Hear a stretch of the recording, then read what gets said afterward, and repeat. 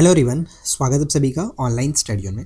तो जैसा कि आप सभी को मैं पहले भी बता चुका हूं कि हमारे सभी सब्जेक्ट के नोट्स लगभग कंप्लीट हो चुके हैं। कुछ कुछ टॉपिक्स बचे हुए हैं जो मैं अभी फ़िलहाल वर्क कर रहा हूं और उनको कंप्लीट कर रहा हूं। अगर बात करें एंशिएंट हिस्ट्री का, तो एंशिएंट हिस्ट्री में मैंने 58 पेजेस का सभी टॉपिक्स कवर करा चुका हूँ। यहाँ पे आप देख पाएंगे मैंने रेफरेंस के लिए अभी ये पिक्चर मैं इसलिए दिखाता हूँ ताकि आप लोग को ये यकीन हो कि हाँ सारा नोट्स रेडी है। देखो, एंशिएंट हिस्ट्री का कंप्लीट नोट्स लिखा हुआ आपको दिख रहा होगा। ये मेरा स्कैनर है और इसमें मैंने सारे नोट्स को एक जगह इकट्ठा करके रखा हुआ ताकि आप लोगों को दिखा सकूँ। 58 पेजेस आपको दिख रहा होगा। इसमें एंशिएंट हिस्ट्री के वो सभी टॉपिक्स इंपॉर्टेंट जो है एग्जाम में पूछे जाते हैं उस पर मैंने खुद का पार्टिकुलर नोट्स जो है वो बनाया और इसी नोट्स को मैं आपके साथ डिस्कस भी करता हूँ। कल भी आपने देखा होगा विजयनगर साम्राज्य हमने बात किया था, बेसिकली वो मेडाइवल हिस्ट्री का था। मेडाइवल हिस्ट्री के भी नोट्स हमारे कंप्लीट हो चुके हैं। मॉडर्न हिस्ट्री के कुछ कुछ टॉपिक्स बचे हुए हैं जो मैं इस पर काम कर रहा हूँ और वो कंप्लीट हो जाएगा। साइंस का मैंने दिखाया ही था कि किस तरह से हम काम कर रहे हैं, तो ये मैं इसलिए दिखा रहा हूँ। अगर आपको नोट से पढ़ना है और खास करके हमारे नोट से, तो फिर आपको हमारे एप्लीकेशन पे जाना पड़ेगा और वहाँ से सारी नोट्स आपको मिल जाएगी। अदरवाइज मैं आपको वीडियो तो प्रोवाइड करा ही रहा हूँ। आपको जो टॉपिक चाहिए उस टॉपिक का नाम नीचे कमेंट करो, मैं उस टॉपिक पर वीडियो आपको प्रोवाइड कराऊंगा। आप उसके नोट्स अपना खुद से बना सकते हो।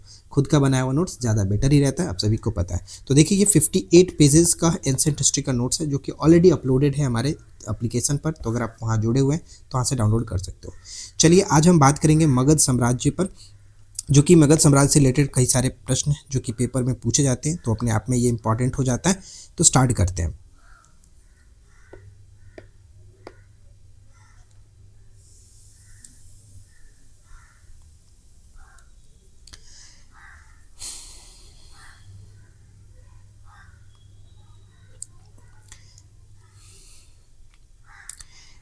तो सबसे पहले हम बात करेंगे मगध साम्राज्य पर शासन करने वाले जो वंश रहे। यही पूछा भी जाता है कि मगध साम्राज्य पर किन किन वंशों का शासन रहा, क्रम क्या है। तो इस पर भी हमने अच्छे से बताया हुआ कि क्या क्रम होता है। तो देखिए, सबसे पहले बात करते हैं बृहदत्त वंश, क्योंकि माना जाता है कि मगध साम्राज्य पर सबसे पहला जो वंश था वो बृहदत्त वंश ही था।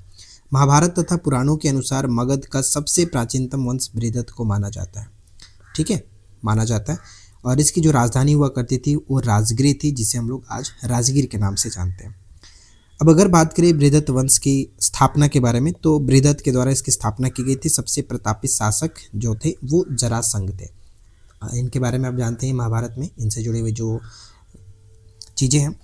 अब यहाँ पे देखिए कि जरासंध का जो अखाड़ा है राजगीर में स्थित था, जिसका परिणाम आज भी देखने को मिलता है। ये चीज़ हमने बिहार के करंट अफेयर्स में भी अभी हाल ही में बात किया हुआ था। अंतिम राजा जो थे वो रिपुंजय थे, जिन्हें उनके मंत्री सुनिक थे उनके द्वारा मार दिया गया था। इसमें ज़्यादा कुछ नहीं याद रखना है। बृहदत्त वंश की स्थापना और इनकी राजधानी और इनके जो शासक थे जरासंध, वो चीज़ याद रखेंगे, काम चल जाएगा। अब इसके बाद जो आता है हर्यक वंश, इससे प्रश्न ज़्यादातर पूछे जाते हैं, वो हम देखते हैं। हर्यक वंश बौद्ध ग्रंथ के अनुसार मगध का सबसे प्राचीन वंश माना जाता है हर्यक वंश। तो यहाँ से दो चीज़ें आपने देखा। अगर प्रश्न में पूछा जाए कि पुराणों के अकॉर्डिंग मगध पर सबसे पुराना वंश किसे माना जाता है, तो वो बृहदत्त वंश कहेंगे। लेकिन अगर क्वेश्चन पूछा है कि बौद्ध धर्म के अनुसार, बौद्ध ग्रंथों के अनुसार मगध का सबसे प्राचीन वंश कौन सा था, तो वह है हर्यक वंश। ठीक है, दो प्रश्न यहाँ से बन सकते हैं, दोनों को याद रखिए। किस तरह से पूछा जाएगा वो आप ध्यान रखना। स्थापना की बात करें कि हर्यक वंश की स्थापना किसने की थी, तो बिंबिसार ने किया था। बिंबिसार मगध का पहला शासक था जिसने स्थायी सेना रखना प्रारंभ किया, जिस वजह से इसको सेनिया भी कहा गया। आगे हम बात करेंगे। तो स्थायी सेना रखना प्रारंभ किसने किया था, बिंबिसार ने किया था। बौद्ध ग्रंथों में अक्सर इसे सेनिया कहा गया। ये चीज़ मैंने अभी आपको बताया। ठीक है, कई बार ये प्रश्न ऐसे पूछा जाता है कि सेनिया किसे कहा गया है, तो ये चीज़ याद रखिएगा गाइस, इंपॉर्टेंट रहेगा। नेक्स्ट आता है कि इनके शासनकाल में पहली बार मगध का जो साम्राज्य वो विस्तार करना शुरू किया था, इनके समय में ही। देखिए, बिंबिसार ने साम्राज्य का विस्तार के लिए बेसिकली दो जो नीतियां थी वो अपनाई थी। पहला तो एक युद्ध नीति के साथ और दूसरा एक वैवाहिक नीति के साथ, यानी इन दो नीतियों के साथ इन्होंने अपने साम्राज्य का विस्तार किया था। अब यहाँ पे एक नंबर दिख रहा होगा 620172 ये हमारा व्हाट्सएप नंबर है। आप यहाँ पे डायरेक्ट हमें कांटेक्ट कर सकते हो किसी चीज़ के रिगार्डिंग लिए, कोर्स की जानकारी के लिए, या फिर किसी भी आप अगर पूछना चाहते हैं तो आप हमें यहाँ पे कांटेक्ट कर सकते हो। ठीक है, नेक्स्ट आता है हमारा कि बिंबिसार ने वज्जी संघ की राजकुमारी, जिनका नाम था चेलना से विवाह करके वज्जी को मगध साम्राज्य का हिस्सा बनाया था। तो ये याद रखेंगे कि वज्जी मगध साम्राज्य का हिस्सा किस कारण से बना था, तो एक तरह से युद्ध नीति से नहीं, ये एक वैवाहिक नीति से ये मगध साम्राज्य में शामिल हुआ था चेलना से विवाह करने के पश्चात। बिंबिसार के समय में मगध की जो राजधानी थी वो राजगृह था। नेक्स्ट यहाँ पे पॉइंट देखने को मिलता है कि 52 वर्ष की आयु तक जो बिंबिसार है वो मगध की गद्दी पर रहते हैं। बिंबिसार का पुत्र जो थे अजातशत्रु पिता की हत्या कर मगध की गद्दी पर प्राप्त करता है, यानी अजातशत्रु जो बिंबिसार का पुत्र था, इसने बिंबिसार की हत्या की और गद्दी को प्राप्त करता है। तो ये पॉइंट याद रखेंगे। अब आता है हमारा अजातशत्रु के बारे में थोड़ी सी जानकारी देख लेते हैं।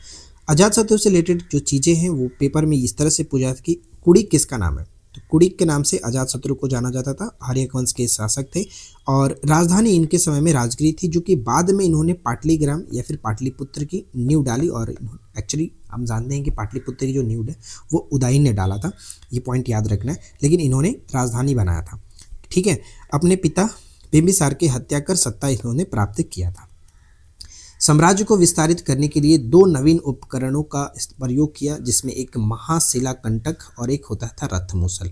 इन दोनों के बारे में आपको अच्छे से पता होगा। एक तरह से एक रथ होता था और एक होता था पत्थर फेंकने वाला एक औजार होता था, मतलब यंत्र कह सकते हो। ये दो इस यंत्र का इस्तेमाल इसने अपना सैन्य उपकरणों में किया था। किसने? तो अजातशत्रु ने किया था, महाशिला कंटक और रथमूसल।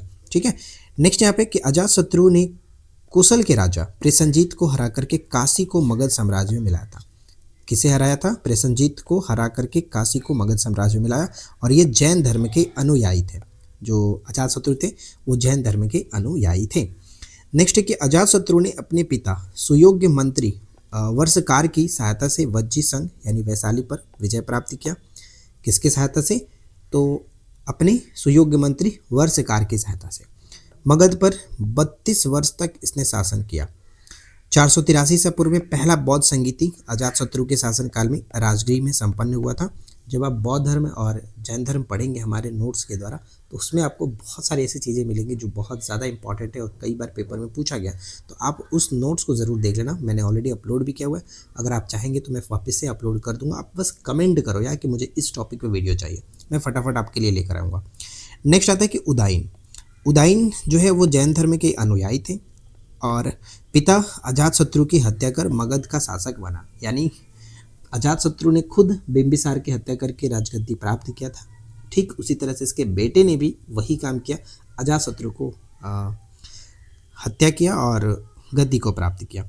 अब यहाँ पे एक पॉइंट आता है कि याद रखना है कि पाटलिपुत्र जो नगर की स्थापना किसने किया था। ऊपर में हमने बात यही किया था कि राजधानी तो उसने बनाया था, लेकिन यहाँ पे उदयन जो है वो गंगा और सोन के संगम पर पाटलिपुत्र नगर की स्थापना की और मगध की राजधानी भी इसने बनाया था।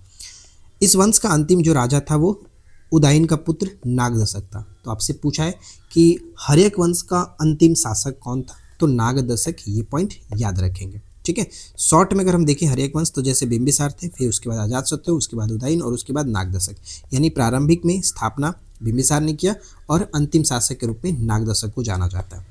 ठीक है, यहाँ तक क्लियर है। अब नेक्स्ट आता है शिशु नागवंश।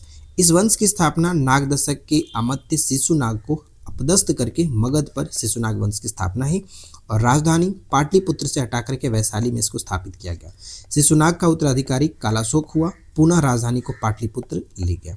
ठीक है, और शिशुनाग वंश का अंतिम राजा नंदीवर्धन को माना जाता है, नंदीवर्मन, ये पॉइंट याद रखेंगे।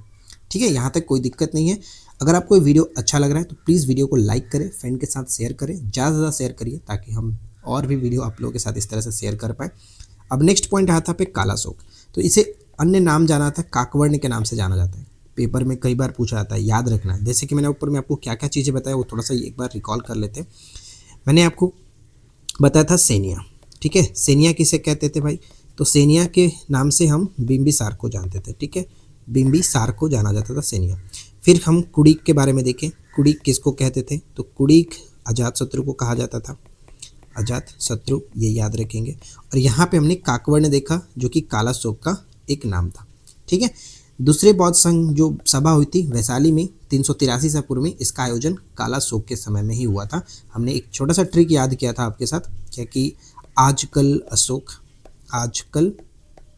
अशोक काबिल बन गया, इस तरह से याद किया था हमने। तो आजकल का मतलब अजातशत्रु के समय में, दूसरा आजकल मतलब कालाशोक, और तीसरा पाटलिपुत्र में जो हुआ अशोक के समय, और चौथा काबिल मतलब का से हमने कश्मीर का कुंडलवन याद किया हुआ है। तो ये पॉइंट चारों याद रखें। जो बौद्ध संगीतियाँ हुई थी इनका क्रम ही कुछ इस तरह से था। अब नेक्स्ट आता है नंद वंश। तो नंद वंश जो है, इस वंश की स्थापना एक गैर क्षत्रिय शासक महापद्म नंद ने किया था, जिन्हें परशुराम भी कहा जाता था। उग्रसेन की उपाधि भी इसने धारण की थी। सभी क्षत्रियों को नाश करने के प्रण लिया था, और इस वजह से इसको सर्व क्षत्रांतक की उपाधि भी दी गई थी। तो ये तीन चीज़ें तो सबसे पहले ही पूछी जाती है आपसे कि सर्व क्षत्रांतक की उपाधि जो है वो किसने धारण किया था, महापद्म नंद। उग्रसेन की उपाधि किसकी थी, महापद्म नंद की। तो ये चीज़ याद रखेंगे, ठीक है। महापद्म नंद के बारे में थोड़ा सा पॉइंट यहाँ पे है कि मगध का ये पहला ऐसा शासक था जिसने कलिंग को मगध सम्राट शामिल कर एकराट की उपाधि धारण की थी। एकराट की उपाधि भी इसी का है, ये याद रखिएगा, ठीक है।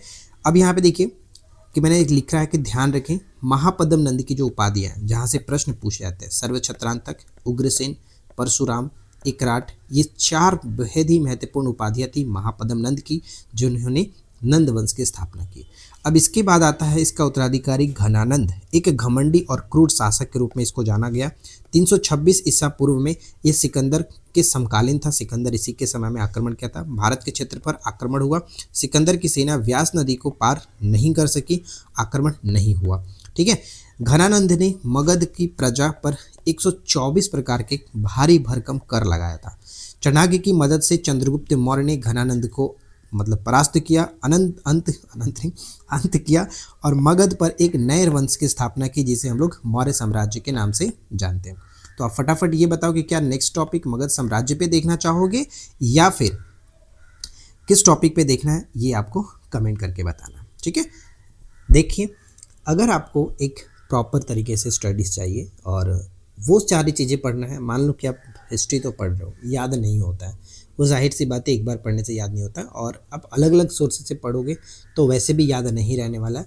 एक चीज़ पढ़ो, एक जगह पढ़ो, इकट्ठे पढ़ो, ताकि बार बार अलग अलग चीज़ें नहीं पढ़ करके एक चीज़ पढ़ करके एग्ज़ाम में जाओ और वहाँ से काम चल जाए। तो हमारा जो नोट्स होता है वो इसी बेस पर होता है कि आप कम समय में अच्छी चीज़ों को पढ़ करके एग्ज़ाम में जाओ और देखो फिर उसका क्या फ़ायदा होता है, ठीक है।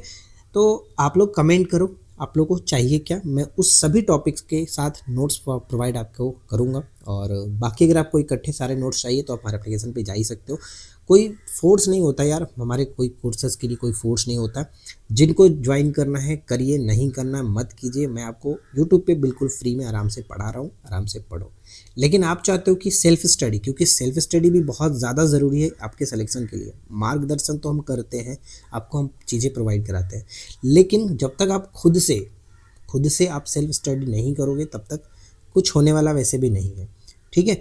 तो आप जितना ज़्यादा हो सके सेल्फ स्टडी करना चाहते हैं तो आप हमारे जाकर के उस बैच में खुद से आप स्टडी कर सकते हो। तो बस इस वीडियो में इतना ही, मिलते हैं नेक्स्ट क्लास में। Thanks for watching, keep watching, keep learning, have a